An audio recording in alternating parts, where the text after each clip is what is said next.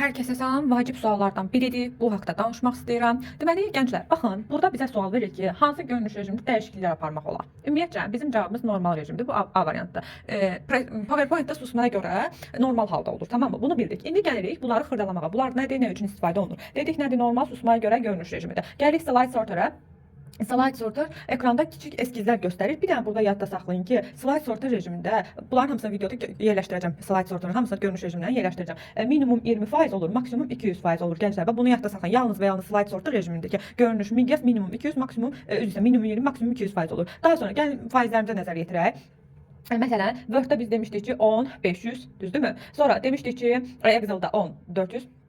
Və həmçinin PowerPoint üçün keçərli idi. Sonra bir dənə proqramımız var idi. Paint-in dəyişmişdi. Minimumu 15 idi, maksimumu 800 idi. 800 olduğu kimi qalmışdı. Bir dənə slide sorter idi ki, minimum 20, maksimum 200'dür. Sonra gələm Note Page-dən danışmağa.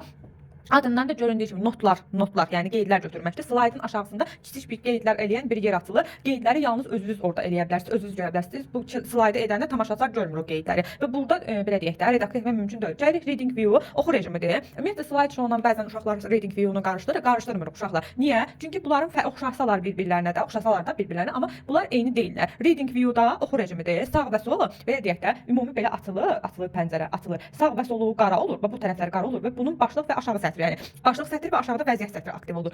Slide show rejimində isə opşi ekran belə bütöv atılır.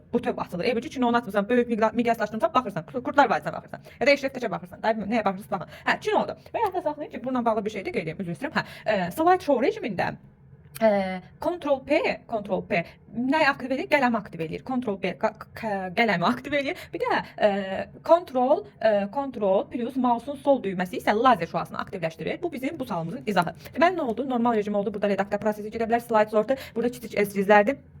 Burada minimum 20%, maksimum 200%'dir. Note page aşağıya notlar əlavə etmək üçündür. Yalnız siz görə bilərsiniz, tamaşaçılar görə bilmir. Yalnız oxu rejimidir. Bu oxu rejimidir. Kənarlar qara olur, başlıq sətri və vəziyyət sətri olur. Slide show-da opşi ekran boyunca atılır. Burada Ctrl P, burada belə deyək də, burada çap mümkün değil. Ctrl P burada qələmi aktivləşir. Ctrl mouse'un sol düyməsi isə lazer şüasını aktivləşir. Bir də bunu danışmaq istəyirəm. Biz getdiyimiz sualda deyir ki, slaydlar üzərindəki obyektlərə hərəkət effektinə hansı lent tapır? Yadda saxlayırsınız. Slaydların özünə transition, obyektlərə isə animation.